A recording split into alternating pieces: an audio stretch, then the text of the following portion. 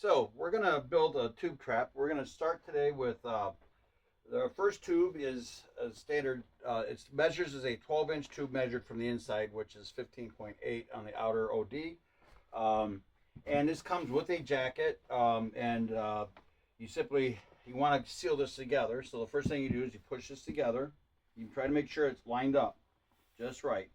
And then the first thing you're going to do, but before you get to that point, you're going to take your silicone.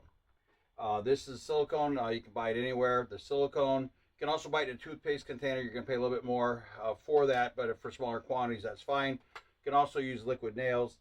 I think the silicone is a better choice. There's also a compound made for acoustics out there I've tried using. It settles soft, but I think that's better for if you're using plywood. For these purposes, I do like the liquid or the silicone. So our first step is we want to push this together and put glue on here. But to get started, I'm going to take this tape that comes with the jackets, and I'm going to cut a couple of individual pieces. You can use scissors, of course.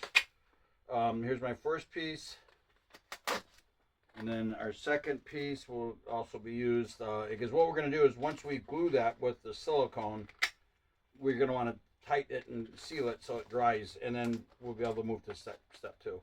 We're going to want these to dry, because if you don't let them dry and then you try to force the caps in there, it could separate. So our goal is to first put a nice little bead on here. And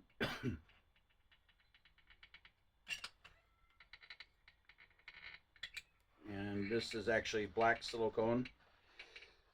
You can get it in black, you can get it in clear, you can get it in white. Some of the color, I think the colored ones are a little bit cheaper than the clear ones, and since nobody sees this, it doesn't really matter. Now you want to release this, because if you don't, it'll just keep flowing out and the stuff's expensive, so you don't want to run out of it. So I release that. So the first step is I'm going to take this, since I'm going to use this anyways. And I'm going to have it situated so that when I pull this together, I can seal it and pinch it together. So I'm going to take this, I'm going to pinch it together. I'm going to make sure my sides are butted up correctly, because if they're not flat, make sure I got a flat seal. I do. So I have the first one together, and that's nice and tight. So now I'm going to take my second piece. Do the same thing. And we're going to repeat the process. So we'll put this here, and again, this will eventually be cut off, so it just needs to be tight. I'm going to take this and flip it on the other side. Take this, and we're going to pull this tight.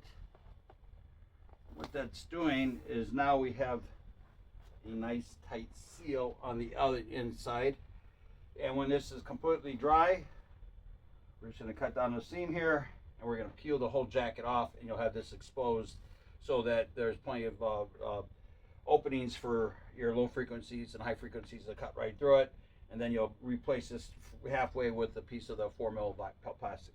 One thing that might be worth noting is in this particular project, I've actually tried it both ways, where I've use the thicker bead across, and I've also done it where rather than cutting separate individual pieces of tape to bring it together, this actually comes with the jacket comes with adhesive already on it.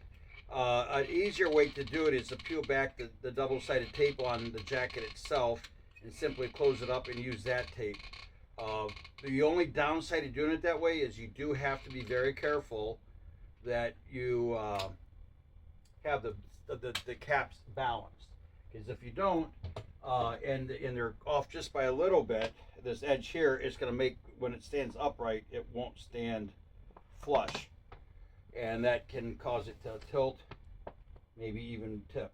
And then considering a lot of these are double stacked, if the top is not even and it's not at a 90-degree angle from the perpendicular, it's actually going to cause the second tube to fall, because it won't be balanced. So just be very careful at the very edge. I've made mistakes before doing this, and you also want to make sure that you're completely flush on the tube itself. This is actually measures 18-inch from the outside or inside, which actually would be what ASC tube traps would refer to as a 20-inch tube or 21-inch tube. So we've got this. I bring my seals together. Again, make sure it's nice and tight, because if there's any gaps, a tube trap won't work. Tube traps have to be completely sealed, and the reason being is when velocity and the pressure hits the corners, it starts pumping out, in and out. The air pressure comes through, and what that's doing is it's almost like creating a siphon where it's pulling low frequencies into it and converting it to heat. This one is the larger tube, and you can see it just needs to dry. So put that down there, and we'll just continue with a couple more. Here's another one of our 16 inchers.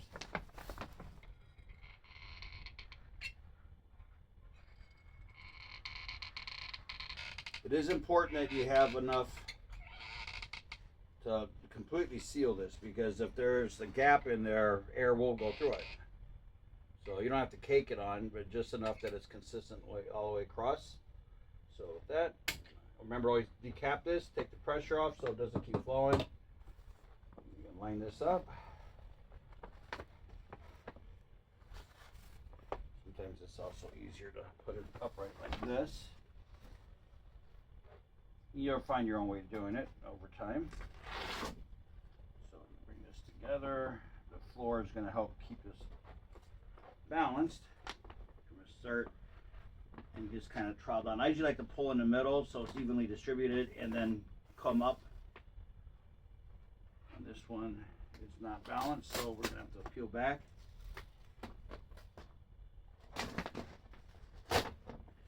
Start over because it's not flat.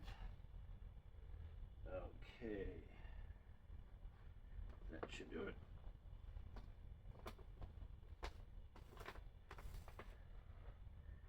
Bring this to the other side. See, it's nice and flat. Draw that in, and as you can see when you look inside, now we have a couple of 16-inch traps. Couple of 21-inch traps. This one here has already been made. This one will be on the corners. These are 22-inch traps that measure, actually, I think 24 inches. These actually handle the real low frequencies. This is usually the best choice for most people, and this is actually a little bit closer to the real low frequencies.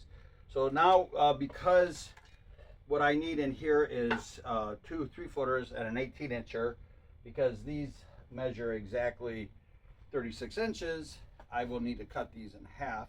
So I'm going to measure all the way across here, and we're going to make an even cut so that these are actually go from 36 down to 18. And then the final stage is we actually will cap. Each one of these will get 2 caps, which will cut a perfect radius that will fit snugly in there, and then we will turn around and seal it again with silicone.